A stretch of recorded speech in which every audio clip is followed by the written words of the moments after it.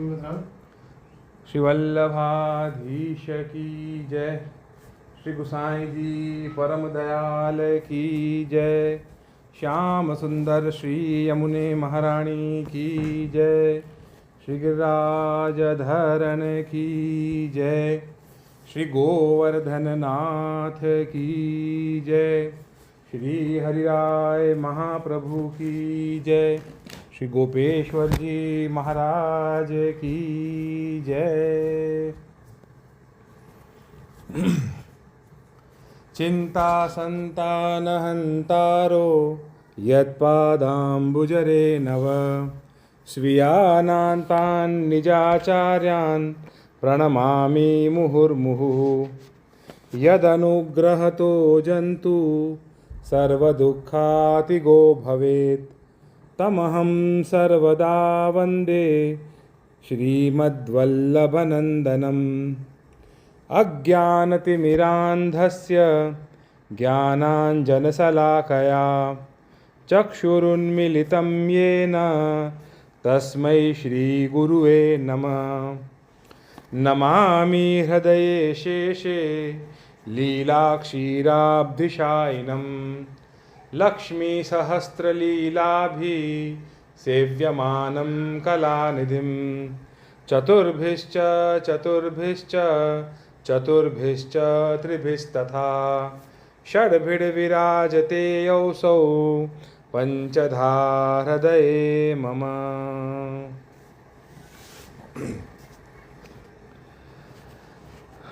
बड़े शिक्षा पत्र 7वां चल रहा है और 7वें शिक्षा पत्र में आज हम पढ़ने वाले हैं 4था श्लोक। और आज पवित्रा बारस है, तो पवित्रा बारस की सबन को खूब खूब बधाई। आज हम सब वैष्णवन के साथ मोरबी श्री महाप्रभु जी की बैठक जी पे गए थे और वहाँ पे हम लोगों ने तकरीबन 151 वैष्णव थे। हम सब लोगों ने वहाँ पे श्री महाप्रभु जी को पवित्रा धराए और खूब आनंद वहाँ पे सब लोगों ने, सब वैष्णवों ने किया, रास कीर्तन किया, महाप्रसाद लिया, खूब आनंद आया। तो आज की यात्रा जो थी वो बहुत ही सुंदर यात्रा थी और पवित्रा बारस के दिन खूब आनंद सु दमला जी को स्मरण करके, श्री महाप्रभु जी का स्मरण करके, आज के दिन का महात्म्य जान के हमने बैठक जी पे पवित्रा महाप्रभु जी को धराए थे। खूब आनंद आया। ठीक है, तो आज हम पढ़ने वाले हैं 7वें शिक्षा पत्र का श्लोक 4। मूलम सेवायां च मनः स्थाप्य तत्साधकतयैव हि गार्हस्थयार्थं विवाहै प्रिय प्रयत्नः क्रियतां दुतम्। शब्दार्थ: सेवा में मन स्थापनो और भगवत सेवा की साधकता ते ही गृहस्थाश्रम करनो चाहिए, ताके लिए विवाह में हो शीघ्र प्रयत्न करनो। चलो, अब श्री गोपेश्वर जी विवेचन में क्या आज्ञा कर रहे हैं कि श्री ठाकुर जी की सेवा आदि भगवत धर्म में मन को स्थापन करे और भगवत सेवार्थ ही सगरी वस्तु को संग्रह करे। जो वस्तु भगवत सेवा में साधक होए ताको राखे और जो सेवा में काम न आवे अथवा बाधक होए ताको त्याग करे।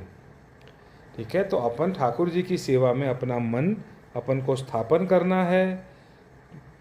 ठाकुर जी की सेवा में मन स्थापन करने का क्या मतलब है कि प्रभु सेवा करने का मतलब यहाँ पे श्री हरिराय जी, श्री गोपेश्वर जी अपन को ये बता रहे हैं कि प्रभु सेवा करने का मतलब ये नहीं है कि आप ठाकुर जी की सेवा में, श्रीअंग की सेवा में हो। सिर्फ वही नहीं है कि आप जारी जी भर रहे हो, सिर्फ वही नहीं है कि आप श्रृंगार करा रहे हो, सिर्फ वही नहीं है कि आप राजभोग धर रहे हो।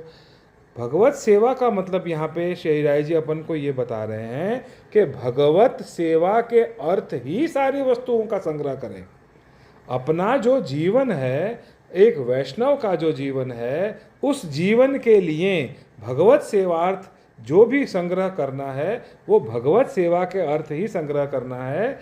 उसके अलावा जो चीज़ भगवत सेवा में साधक हो उसको रखो, बाधक हो उसका त्याग करो। मतलब क्या, कि जो चीज़ हमारे ठाकुर जी की सेवा में काम नहीं आ रही है उसको त्याग कर दो, उसमें आसक्ति मत रखो।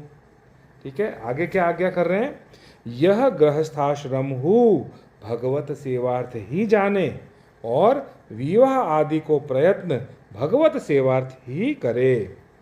सो काहे ते जो गृहस्थाश्रम बिना भगवत सेवा भली भांति सो न होए, ताते सेवार्थ ही करे। ठीक है, तो यहाँ पे क्या आज्ञा कर रहे हैं कि अगर आप गृहस्थाश्रम अपनाते हो या विवाह आदि करने का आपने संकल्प करा हो, तो उसमें भी यही भाव रखना चाहिए कि भगवत सेवा के अर्थ गृहस्थाश्रम में प्रवेश कर रहे हैं, भगवत सेवा के अर्थ विवाह कर रहे हैं। क्यों ऐसी क्यों आज्ञा करी, क्योंकि श्री गोपेश्वर जी आज्ञा कर रहे हैं कि गृहस्थाश्रम के बिना भगवत सेवा भली भांति सो न होए, ताते सर्वथा ही करे। सो भागवत नवम स्कंध में भगवान दुर्वासा प्रति कहे हैं, मत सेवया प्रतीतम च सालोक्यादि चतुष्टयम नेच्छन्ति सेवया पूर्णाः कुतोन्यत काल विप्लुतम। तो ठाकुर जी क्या कह रहे हैं दुर्वासा जी को, कि मेरी सेवा ते साक्षात प्राप्त भई सालोक्य आदि चतुष्टय। कौन कौन सी होती है सालोक्य आदि चतुष्टय? सालोक्य, साष्टी, सामीप्य और सारूप्य। ये सारी मुक्तियां हैं। इन चारों मुक्ति को नाही इच्छत है, काहे ते जो मेरी सेवा ते पूर्ण है। जो ठाकुर जी की सेवा में प्रवीण होते हैं, जो ठाकुर जी की सेवा मन लगा के करते हैं, प्रभु को ही अपना सर्वस्व मानते हैं, प्रभु को अपना सेव्य मानते हैं, उनको ये सारी मुक्ति की भी उनको इच्छा नहीं होती। क्यों इच्छा नहीं होती? क्योंकि भाई जो ठाकुर जी की सेवा में जो प्रवीण हैं, जो जिनको प्रभु ही मिल गए, उनको मुक्ति की क्या ज़रूरत है। मुक्ति का मतलब क्या होता है? किसी चीज़ से छुटकारा पाना। मुक्ति का मतलब क्या होता है? मुक्त हो जाना। तो मुक्ति तो किसी भी चीज़ की हो सकती है ना। जब हम संसार से मुक्त होते हैं, हम उसी को मुक्ति कहते हैं। कोई ये सोचो कि भाई किसी के लगन हुए हैं और उसकी जो पति है या पत्नी है वो उसके अनुकूल नहीं है, और अनुकूल न होने की वजह से अगर वो एक दूसरे के साथ जो है अलग हो जाते हैं, तो इसका क्या मतलब हुआ कि भाई पति को पत्नी से मुक्ति मिल गई, पत्नी को पति से मुक्ति मिल गई। तो मुक्ति मिलने का मतलब क्या है? किसी चीज़ से छुटकारा मिलना। तो यहाँ पे यही आज्ञा कर रहे हैं कि ये 4 तरीके की जो मुक्ति हैं, जिससे हम संसार से मुक्त हो जाते हैं। संसार से मुक्त होने का क्या मतलब है? भाई गृहस्थाश्रम से मुक्त हो जाना, संसार आदि जो जितने भी व्यवहार हैं, जितने भी हमारे देह संबंधी लोग हैं, उन सब से मुक्त हो जाना, जो जन्म मरण का चक्कर है उससे मुक्त हो जाना, है ना। तो मुक्ति की भी इच्छा उन जीवों को नहीं होती है जिनको ठाकुर जी की सेवा करने का हृदय में जिनको संकल्प होता है, जिनकी ठाकुर जी की सेवा में रुचि होती है, प्रभु सेवार्थ ही जिनका जीवन व्यतीत होता है, वो अपने आप को पूर्ण मानते हैं। ठीक है, इसलिए क्या आज्ञा कर रहे हैं कि सर्वार्थ सिद्धि सेवा को ही जाने। सो काल जिनको नाश करे है, ऐसे को तो वो कैसे इच्छे। यह वाक्य ते भक्त सेवा में प्रतीयमान चतुष्टय मुक्ति को नाही चाहत है, ऐसे सेवा करी के पूर्ण है। तिनको काल बाधा करे, ऐसी वस्तु की चाहना कहाँ ते होए। ठीक है, तो अपन को ऐसी किसी वस्तु की चाहना हो ही कैसे सकती है जिसमें ठाकुर जी न हो, या जिसमें प्रभु की प्राप्ति न हो, या जिसमें प्रभु की सेवा न हो, है ना। ऐसी मुक्ति की प्राप्ति करने का हमें मन में इच्छा ही नहीं होती है। हमें तो इस संसार में रहना है, हमें तो इस गृहस्थी में रहना है, हमें तो इस घर में रहना है। क्यों रहना है? क्योंकि इस घर में, इस संसार में, इस गृहस्थी में हमारे साथ हमारे ठाकुर जी हैं, और वो अष्टप्रहर हमारे साथ विराज रहे हैं।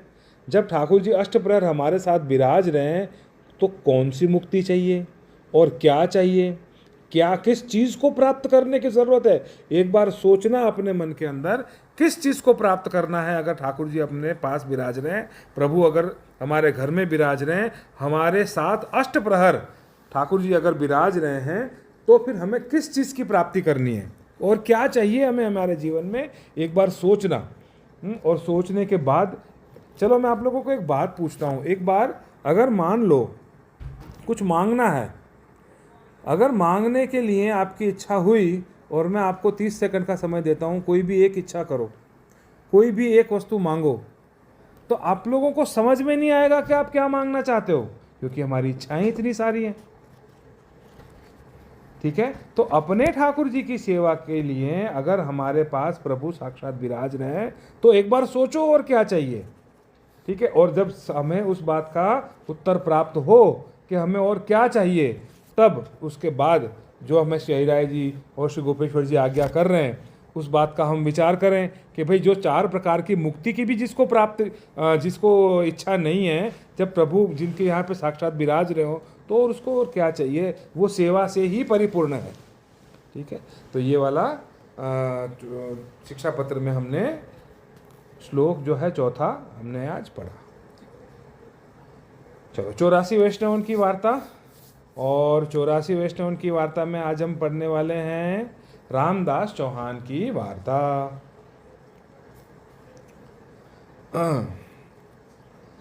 सो रामदास चौहान श्री गोवर्धन की कंदरा में रहते। सो प्रथम श्री आचार्य जी महाप्रभु श्रीनाथ जी द्वार पधारे, तब गोवर्धन नाथ जी को पाठ बैठाए। तब रामदास जी गोवर्धन की कंदरा में सु बाहर आए। तब श्री आचार्य जी महाप्रभु ने रामदास सो कहो, जो रामदास श्री गोवर्धन नाथ जी की सेवा सावधानी सो करियो। रामदास जी का अगर हम थोड़ा सा चरित्र देखें तो ये जो रामदास चौहान जो हैं उनको एक लगन लग गई थी। क्या लगन लग गई थी कि भाई मुझे कोई कृष्ण मिलाए, मुझे कोई ठाकुर जी मिला दे, मुझे कोई कृष्ण मिला दे। तो वो व्रज में घर घर घूमते घूमते सब लोगों से ये पूछते रहते थे कि मुझे कोई कृष्ण मिला दे, मुझे कोई कृष्ण मिला दे। तो सब लोग उनको जिनसे समाधान हो पाता वो करते, बाकी जिनसे नहीं हो पाता वो उनको कुछ नहीं बोलते। तो ऐसे करते करते वो आज भी वहाँ पे गिरिराज जी में गोवर्धन में रामदास जी की गुफा, हम लोग जब वहाँ पे जाते हैं तो रामदास जी की गुफा है वहाँ पर, तब वो वहाँ पे रहने लग गए और हर रोज़ सुबह निकलते, हर रोज़ लोगों को पूछते। तो जब श्रीनाथ जी का प्रागट्य गोवर्धन पर्वत पे हुआ और श्रीनाथ जी जब पधारे और जब श्रीनाथ जी ने कहा कि भाई मेरा सेवा का प्रकार प्रकट करने के लिए यहाँ पे कोई आएगा और जब आएगा तब आप लोगों को पता चल जाएगा।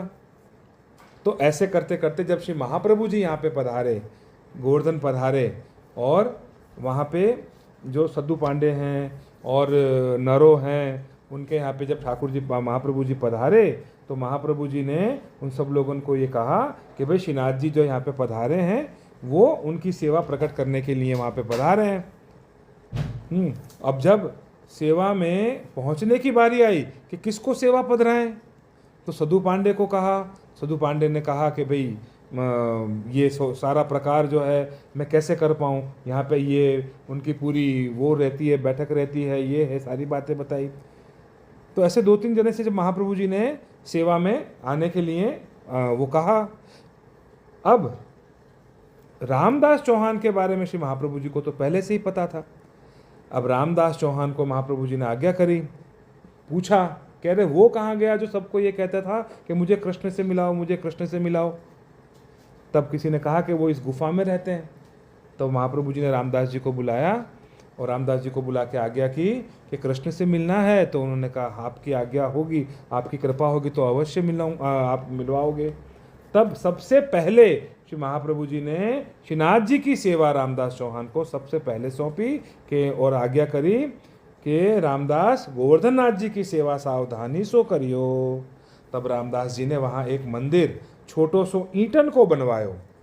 तब श्री आचार्य जी महाप्रभु ने वहाँ मंदिर में श्रीनाथ जी को पधराए। सो पहले श्री गोवर्धन नाथ जी गोवर्धन पर्वत ऊपर विराजते। सो व्रजवासी लोगन ने एक फूस की छती कर राखी हती, ता छती में बैठते। तो कबहू कबहू दूध दही व्रजवासी समर्पते, देव दमन यह नाम कहते। सो दूध दही माखन सब अरोगते, तथा श्री गोपाल लाल जी यह नाम कहते। सो श्री आचार्य जी महाप्रभु ने गोवर्धन नाथ जी को मंदिर में पधराए, पाछे श्रीनाथ जी नाम प्रकट कियो। तब ते सब को श्रीनाथ जी कहन लागे।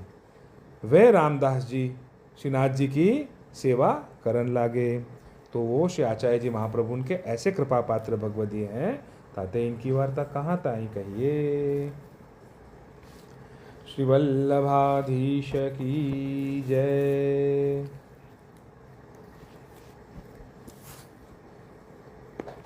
252 वैष्णवन की वार्ता। 252 वैष्णवन की वार्ता में आज हम किसकी वार्ता पढ़ने वाले हैं? आज हम पढ़ेंगे श्री गुसाई जी के सेवक साठोदरा नागर गुजरात के वासी तिनकी वार्ता।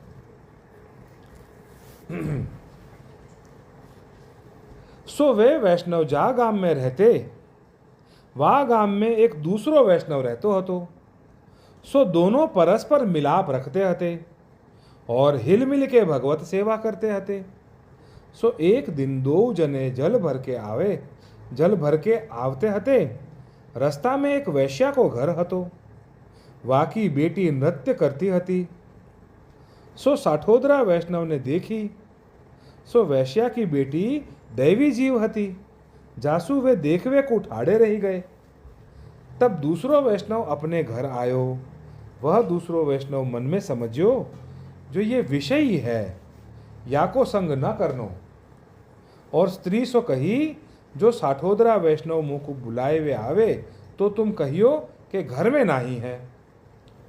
पीछे वह साठोदरा वैष्णव ने वैश्या सो ठहराव करके वाकी बेटी को घर ले आए। रात्रि को नहवाए के, श्रृंगार कराए के और अष्टाक्षर मंत्र सुनाए के श्री ठाकुर जी के सन्निधान नृत्य करायो। और श्री ठाकुर जी वा को गान सुन के बहुत प्रसन्न भय। और वैश्या की बेटी में इतनी सामर्थ्य भई, जो वो संस्कृत बोलवे लगी और भगवत रूप में मन लग्यो। और वह वैष्णव को बहुत उपकार मान्यो और द्रव्य न लियो। और मन में ये विचार कियो, जो नित्य ऐसे वैष्णवन को सत्संग होए तो बहुत आछो। और वैश्या को कर्म छोड़ दियो और वह वैष्णव को सत्संग करवे लगी। फिर वह दूसरो वैष्णव जो गांव में रहतो, वह की स्त्री को श्री ठाकुर जी ने कही, मैं अब तुम्हारे घर नहीं बिराजूंगो। तुमने वह साठोदरा वैष्णव को वृथा दोष क्यों देख्यो? तब वो वैष्णव साठोदरा वैष्णव के पावन पर्यो और अपराध क्षमा करायो।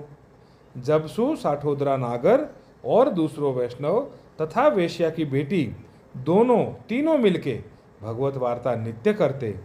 सो वा साठोदरा वैष्णव के संगते वेश्या की बेटी परम वैष्णव भई, ताते इनकी वार्ता कहाँ ताई कहिए। श्री गुसाई जी परम दयाल की जय। कल हम ये वेश्या की बेटी की ही वार्ता पढ़ने वाले हैं।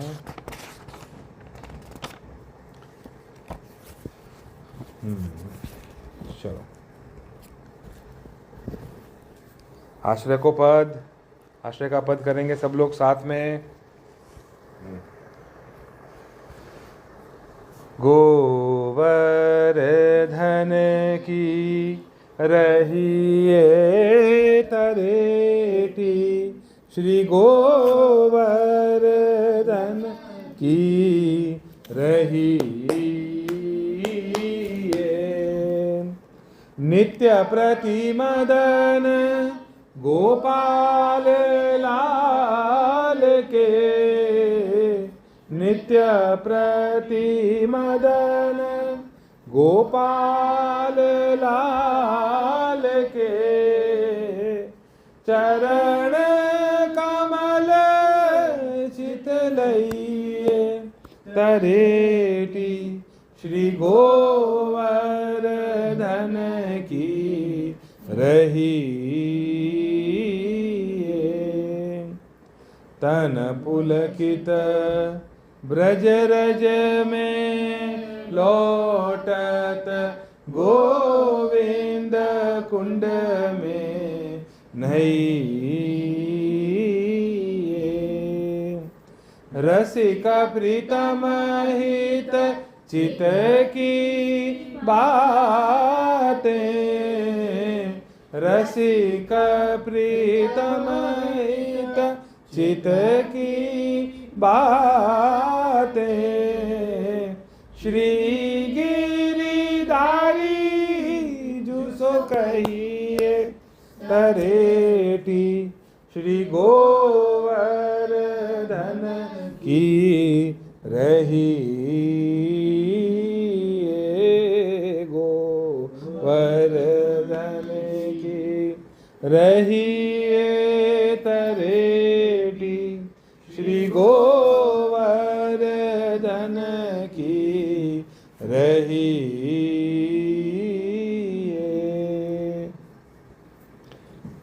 मेरे तो तुम हो श्री वल्लभ स्वामी, मेरे अंतर की जानो अंतर्यामी।